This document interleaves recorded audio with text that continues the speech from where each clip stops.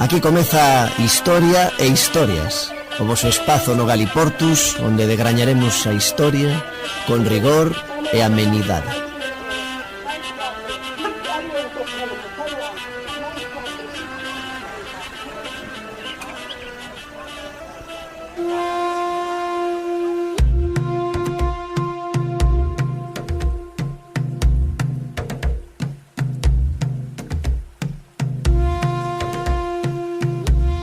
En outubro do ano 1910 instaurase en Portugal o réxime republicano. A oposición monárquica organízase no exilio, sendo Monforte de Lemos un dos puntos de relevancia dese movemento.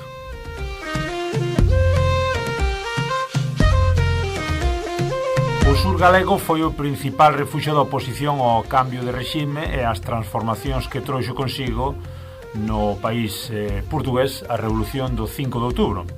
Foi o ano seguinte da implantación da República e durante boa parte de 1912 cando a presenza dos expatriados portugueses é máis importante. Monforte convértese nunha poboación maioritariamente amigable e empática para ese grupo destacado de exiliados, chegando incluso a celebrarse bailes e festas na súa honra en ocasións organizadas por sociedades da relevancia do Casino Faladoiro.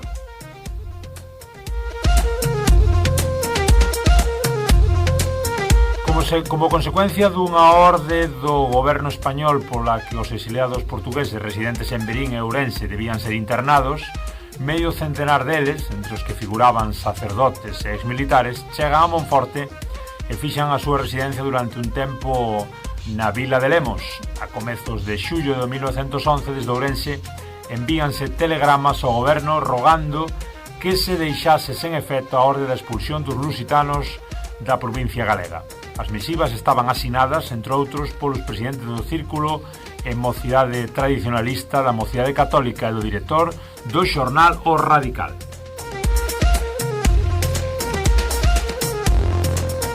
Unha noticia do diario de Pontevedra en xullo de 1911 dá conta da presenza de exiliados do país veciño na cidade de Lemos. Os lusitanos que buscan refuxio na cidade do Cabo, escribe o xornalista, crese que son os mesmos que antes estaban nas vilas das provincias fronteirizas galegas, considerándose máis seguros en Monforte, un pouco máis lonxe da raya, da persecución que lles fan obxecto os famosos axentes do goberno portugués. En xeral, hai crese de que os emigrados voluntarios, na súa maioría, que residen na Galiza, veñen realizando traballos para derrotar a República veciña e asegúranse que celebran xuntas e reunións frecuentemente.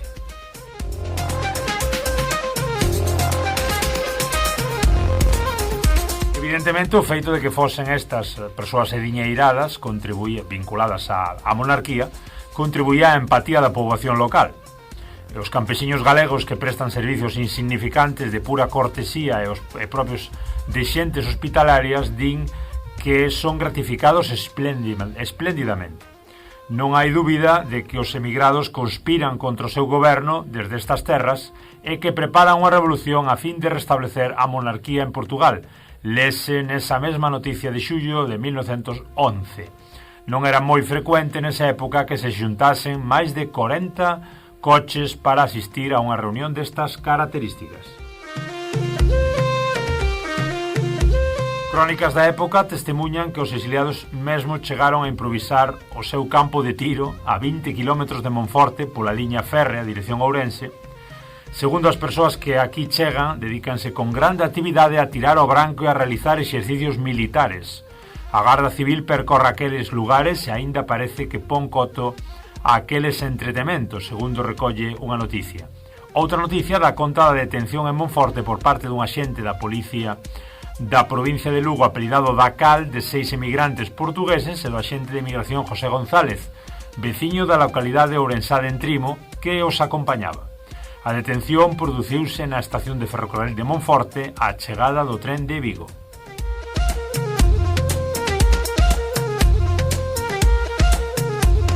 Os monárquicos chegarían a realizar un par de incursións en terra lusitana, en concreto en Viñais e Chaves, buscando fomentar entre a sociedade portuguesa a ansiada rebelión contra a República. Con todo, os militares afíns á República lograron aplacar aquelas revoltas. A comezos de agosto de 1911, un titular de imprensa advirte da volta dos expatriados a Monforte. Desde hai días, pódese ler a continuación, volven concentrarse en número considerable os portugueses expatriados que estes días percorrían as vilas da provincia de Ourense. Entre os expatriados advírtese en gran balbordo organizando festas que os monfortinos agradecen. A maioría dos nosos hóspedes son militares.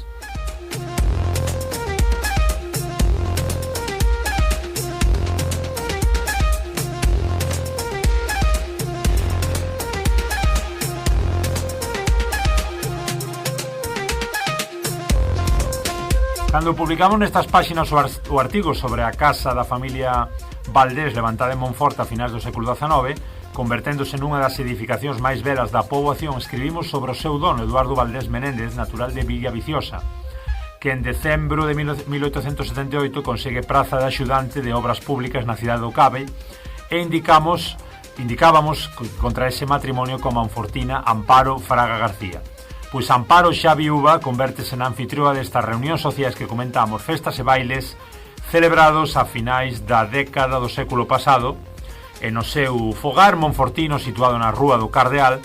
Entre os seus convidados encontrábanse portugueses pertencentes á aristocracia, ao exército, ao clero ou ás clases liberais exiliados do seu país a raíz da proclamación da República.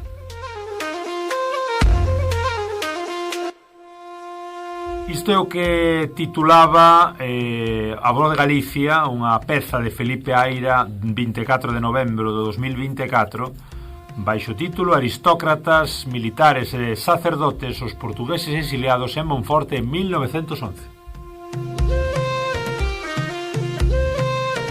Ola, moi boas, eu son Germán Estevez, xa sabedes, o germano a portuguesa, e aquí estades nunha nova edición deste voso Galiportus Express, ao que nos gusta chamarlle Historia e Historias. Aquí, informándovos sempre das historias que unen Galicia e Portugal, Galicia e a lusofonía tradicionalmente, e esas pequenas historias que non son tan coñecidas. E, como sempre, para falarmos desta que acabades de escoitar e de outras moitas, sempre que a súa sorna e o seu toque tan intelixente, temos aquí connosco a señor Don Abraham Orraca, o noso historiador de garda. Moi boas.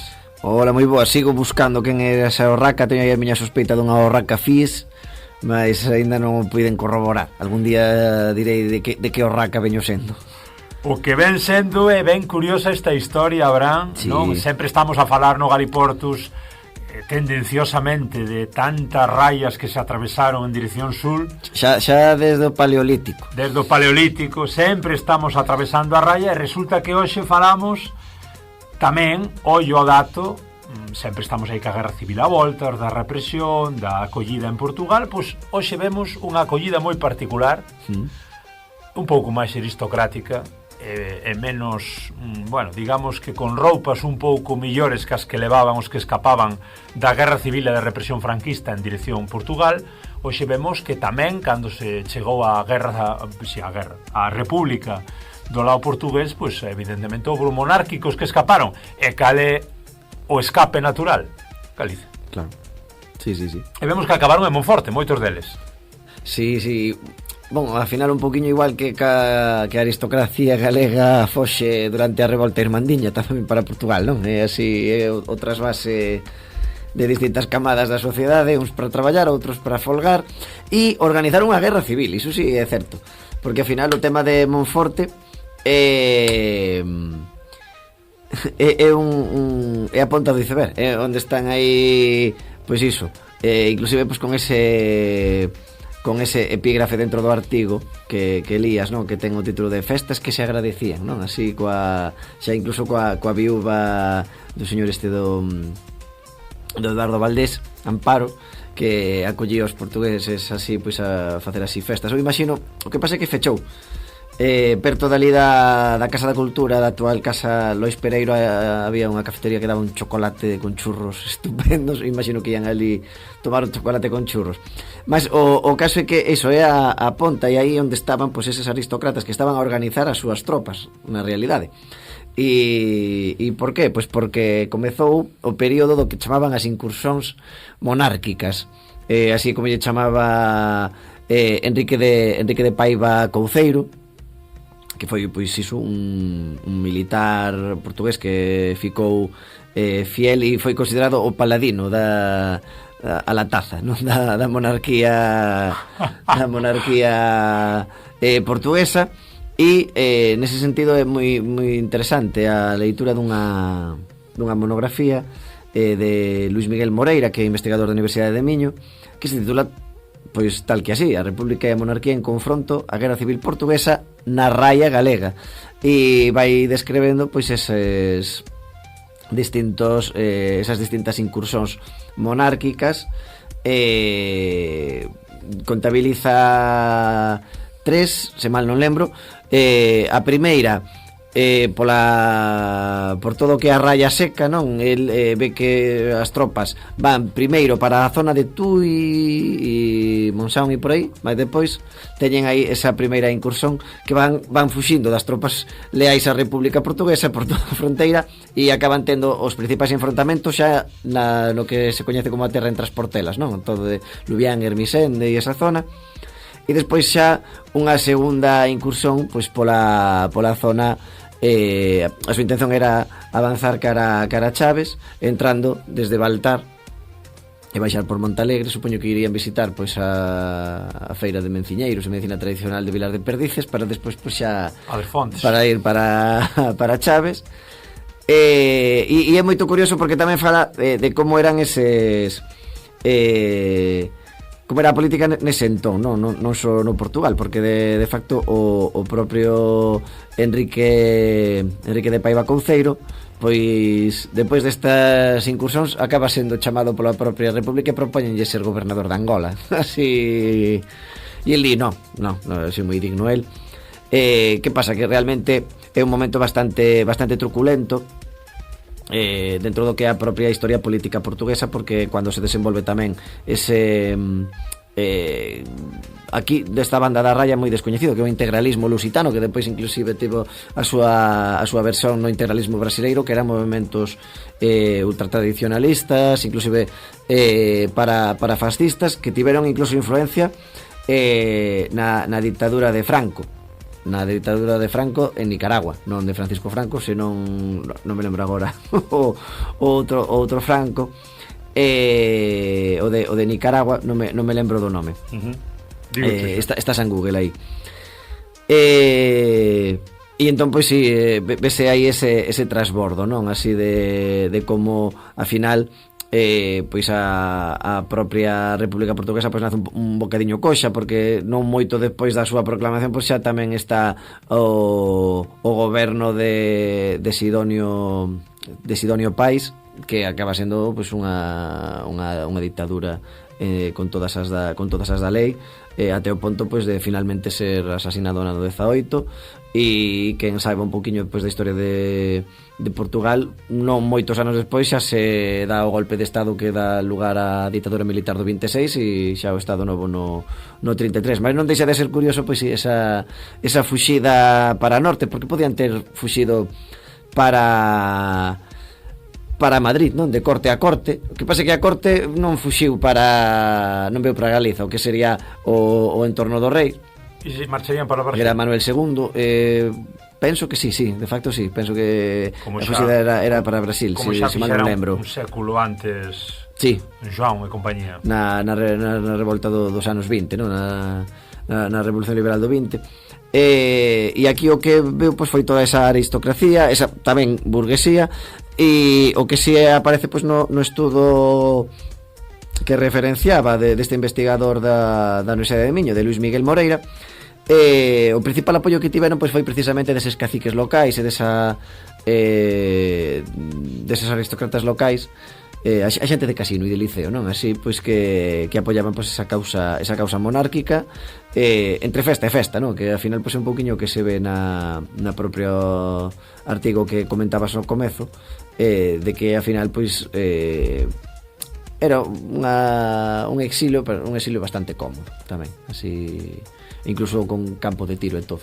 Campo de tiro, festas populares, e ao final, bueno, a cuestión de sempre, non? Da clase sí, clase social, non é o mesmo como reciben aos pobres que arrancaban po outro lado da raya, escapando Certo. tamén da pobreza e da represión, que a posición un pouco, digamos, Sí. dominante da aristocracia. Sí, de facto, nese sentido é moi curioso o tema, pois como tratan os galegos que temos falado pois en Porto e Lisboa, non? E pois o mesmo o que vemos hoxe tamén cos grupos que migran en masa, non? Hai esas migracións máis reducidas de, pues, se pensamos no caso do Estado, pues alemáns, ingleses tal que se van para o Levante, aí non pasa nada máis como cando temos unha grande masa de migrantes, pois estatísticamente sería raro que non houvese pois un delito que comete alguén e tal, e acontece o mesmo se un mira a prensa da época en Portugal, pois que aparece cando aparecen eses galegos de clases populares, pois cando se comete un delito, e non é porque todos fosen uns delincuentes, senón que